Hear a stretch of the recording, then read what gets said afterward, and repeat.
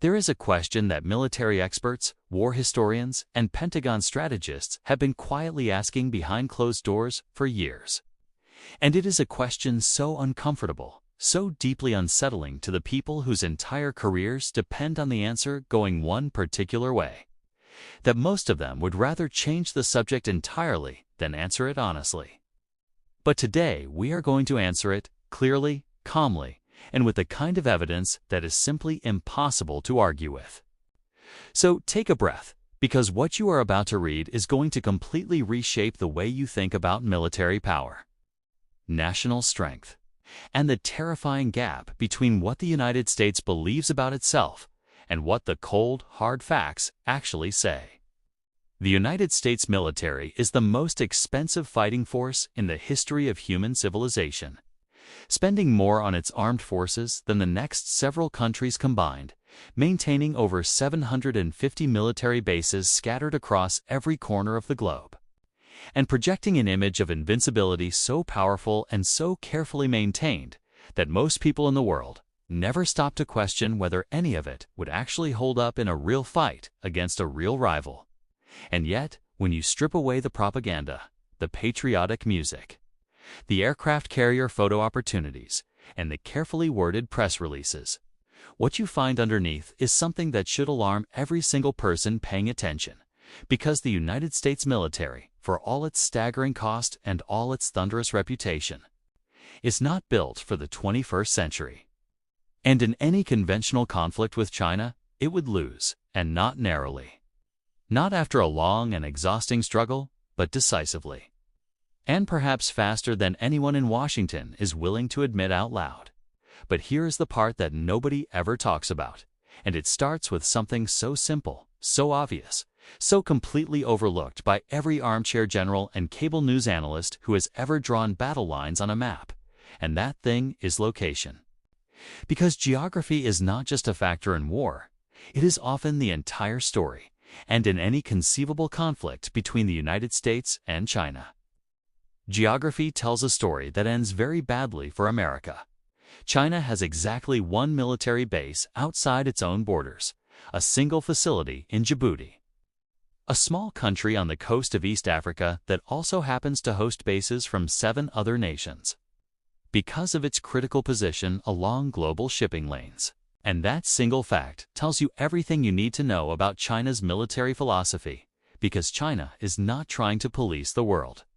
It is not trying to maintain an empire of bases stretching from Europe to the Pacific. It is not spending its energy projecting power to places it has no business being.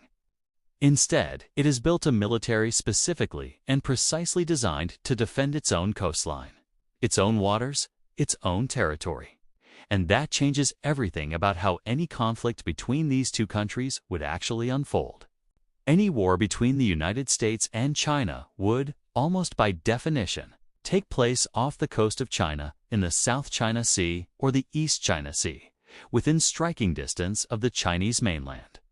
And that means every single advantage the United States has built over decades of global military dominance suddenly becomes a liability instead of a strength. Because American ships crossing the Pacific Ocean would need roughly 2 weeks just to reach the theater of conflict. 2 weeks of vulnerable supply lines stretching thousands of miles across open water. 2 weeks during which Chinese forces would be operating from ports and airfields just minutes away from the actual fighting. And you would think that alone would give any military planner serious pause, but it does not even come close to being the most dangerous part of the picture. And what happened next in the development of modern warfare will completely change the way you see this. Because while the United States was busy fighting counterinsurgencies in the deserts of Iraq and Afghanistan, refining its ability to hunt individuals with drone strikes, and congratulating itself on its dominance over enemies who had no air force, no navy, and no advanced weapons technology, China was doing something else entirely. China was building hypersonic missiles. And if you do not know what a hypersonic missile is, you need to understand it right now, because it is arguably the single most important weapons development of the 21st century so far. A hypersonic missile travels at more than 5 times the speed of sound, which means it is moving faster than 3,800 miles per hour. And at that speed, with modern satellite guidance accurate to within just a few meters, and with post-launch maneuverability that allows the missile to adjust its course mid-flight to track a moving target. It is for all practical purposes impossible to intercept, impossible to defend against, and able to reduce an aircraft carrier, which costs roughly $13 billion to build and carries 5,000 sailors and dozens of aircraft, to a burning, sinking catastrophe within minutes of launch from a facility hundreds of miles away on the Chinese coast. Now remember those 750 American military bases scattered around the world. Remember the Allied bases in Japan, in South Korea, in the Philippines. The forward positions that American strategists rely on to stage operations close to China. And understand that every single one of those bases, every runway, every radar installation, every fuel depot, every communications tower, would be within range of Chinese hypersonic missiles the moment a conflict began. And military analysts who have actually studied this are not being dramatic when they say those bases would look like the surface of the moon within hours of fighting starting, because that is genuinely what the modeling shows. And here is the part that should make you put down whatever you are doing and really think. Because we do not even have to imagine this scenario in the abstract, we have already seen a version of it play out in real time. Iran, a country with missile technology that is primitive compared to what China possesses, demonstrated in the opening days of its conflict with the United States exactly what this kind of warfare looks like in practice. Because within the first 4 days, Iran used drones and missiles that cost tens of thousands of dollars each to strike American bases across multiple countries in the Middle East, severely damaging or completely neutralizing those bases' ability to carry out missions, destroying multiple radar systems that were critical to tracking Iranian launches, and directing American operations, eliminating naval rearming centers that forced American vessels to detour to much more distant facilities, and destroying 4 of the 8 DOD missile interceptor batteries that existed in the entire world, those extraordinarily expensive and irreplaceable defensive systems that represented essentially the only meaningful defense against advanced missile attacks. And the success rate of those THAAD systems against the more advanced Iranian rockets was less than 10%. Less than 10%.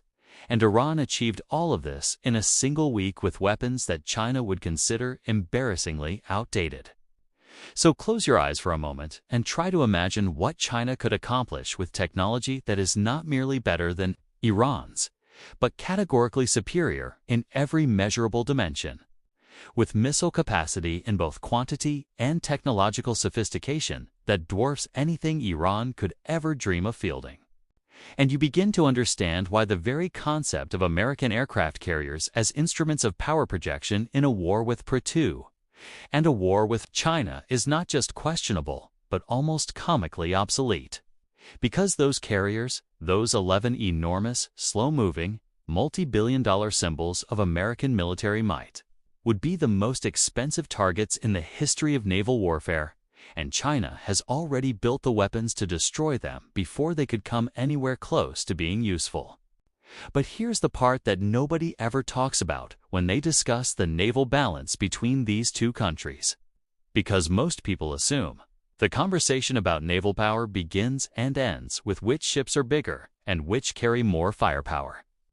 And while the United States does lead the world in naval tonnage, largely because of those 11 aircraft carriers, when you measure naval power by the number of actual warships, China has the largest fleet on Earth, a fleet specifically engineered to hunt submarines, conduct electronic warfare, launch and destroy drones, and counter exactly the kind of force the United States Navy would bring to any conflict. And those Chinese ships are modern, purpose-built for the realities of 21st century naval warfare, while many American vessels are decades old, designed and optimized for operations against enemies that had no meaningful ability to fight back at sea. And what happened next is the number that truly ends the conversation. Because Chinese shipbuilding capacity is not slightly ahead of American shipbuilding capacity, it is not twice as large, it is not 10 times as large, Chinese shipbuilding capacity is over 200 times greater than that of the United States, which means China can build somewhere between 8 and 12 ships every single month in peacetime, while the United States Navy is fortunate to commission 3 or 4 ships in an entire year, and in the event of a loud war. China could ramp that production to levels that the American industrial system simply cannot comprehend, let alone match, while any American ship damaged in combat would need to survive a 2-week journey across the Pacific Ocean just to reach a shipyard that itself lacks the capacity to repair it quickly.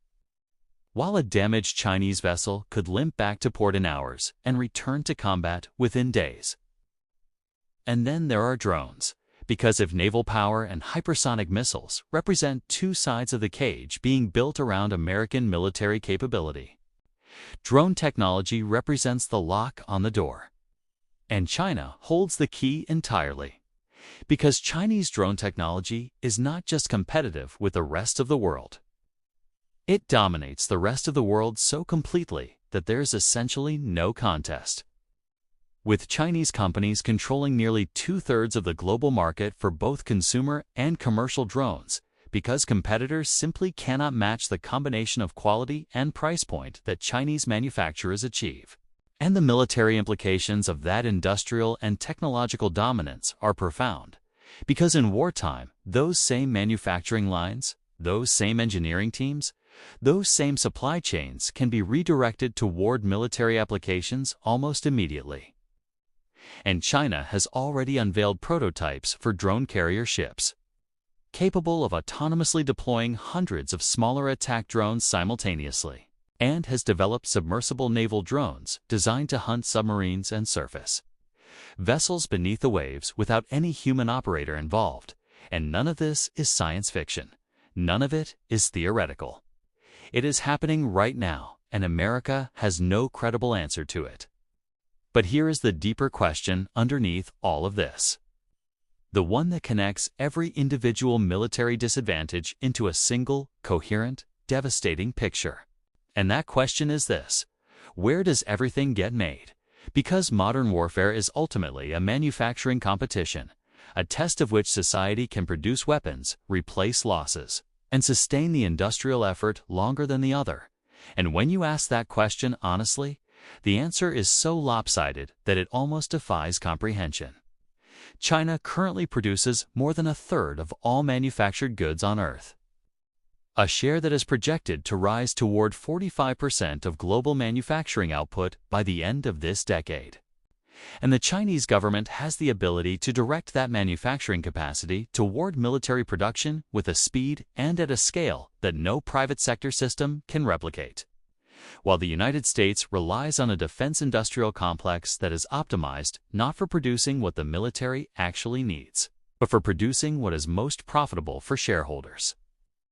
Which means incredibly expensive, incredibly sophisticated, incredibly slow to manufacture weapon systems that take years to develop, cost billions of dollars per unit, and are produced in quantities so small that American military experts have already publicly stated that in a conflict with China, the United States would exhaust its critical missile stockpiles within a single week, within 7 days, after which it would have nothing to fight with and nowhere near the industrial capacity to replace what it had spent. You would think the story ends there, but it does not even close. Because beneath the manufacturing capacity, beneath the shipyards and drone factories and missile production lines, there is a layer of the problem that is even more fundamental, more intractable, and more terrifying in its implications. And that is the question of rare earth minerals. Because every piece of modern military technology, every radar system, every guided weapon, every aircraft, every communication device depends on a set of obscure metallic elements with complicated names that most people have never heard of. Elements like gallium and tungsten and neodymium and dysprosium. Elements that are genuinely irreplaceable in the production of advanced weapons. And China controls not just a majority of the world's supply of these materials, but an effective monopoly over the entire global refining and processing capacity for them. Because while the minerals themselves exist in other parts of the world, The process of refining them into usable industrial materials is extraordinarily complex, deeply expensive, environmentally demanding, and dependent on decades of accumulated expertise that simply does not exist in the West in any meaningful quantity.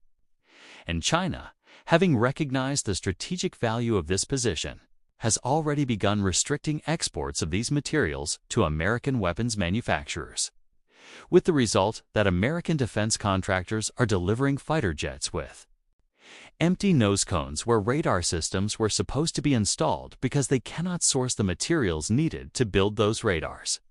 And military experts estimate that even if the United States began a crash program today to develop its own rare earth supply chains, it would take well over a decade before those chains were functional enough to support sustained military production. A decade during which China would face no such constraint whatsoever. And then, finally, there is the question that cuts deeper than geography and missiles and manufacturing and minerals. The question that in some ways is the most important of all, and that is the question of will, of motivation, of what each side is actually fighting for and how deeply they believe in it. And here you have to be honest about something uncomfortable, because the United States military, for all its impressive recruiting videos and all its carefully crafted messaging about freedom and democracy, is in reality a volunteer force filled substantially with young people who joined because they needed money for college, because they wanted job training, because they had no better options, because someone they knew had done it, because they flipped a coin. And none of that is a criticism of those individuals as people. It is simply an honest observation about the nature of motivation in a professional army. Because contrast that with what a war between the United States and China would look like from the Chinese perspective. A defensive war fought in Chinese waters against a foreign military that had crossed the Pacific Ocean and arrived at the Chinese coast uninvited. A civilizational state with 5,000 years of continuous history defending its own territory against what it would experience as an act of aggression. And you begin to understand that the will to fight is not even remotely comparable between these two forces. And the Pentagon's own war games, played out over and over again across more than a decade, have returned the same result every single time: a decisive American defeat. And this is not the assessment of critics or outsiders. It is the assessment of the American military itself, articulated publicly by senior defense officials who have acknowledged that Chinese hypersonic missiles alone could destroy 10 aircraft carriers in the first 20 minutes of a conflict, that China is building an army specifically and deliberately designed to defeat the United States, and that the Pentagon has lost every single simulated conflict against China it has ever conducted.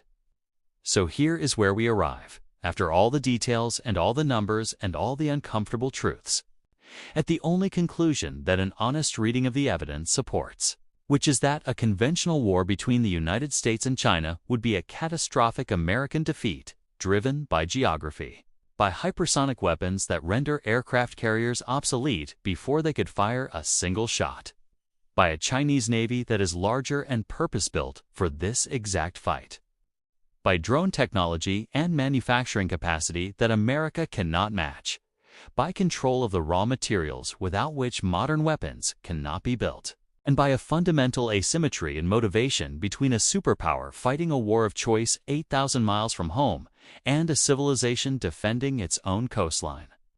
And the most dangerous people in this entire conversation are not the military planners who know these facts and worry about them, but the think tanks and war hawks who do not speak Chinese, have never visited China, and continue to push toward a conflict that every honest analysis says America would lose, because a conventional defeat of that magnitude would not be the end of the story. It would be the beginning of the most dangerous moment in human history. The moment when a humiliated nuclear power has to decide what comes next. And that is a door that no sane person should ever want to open.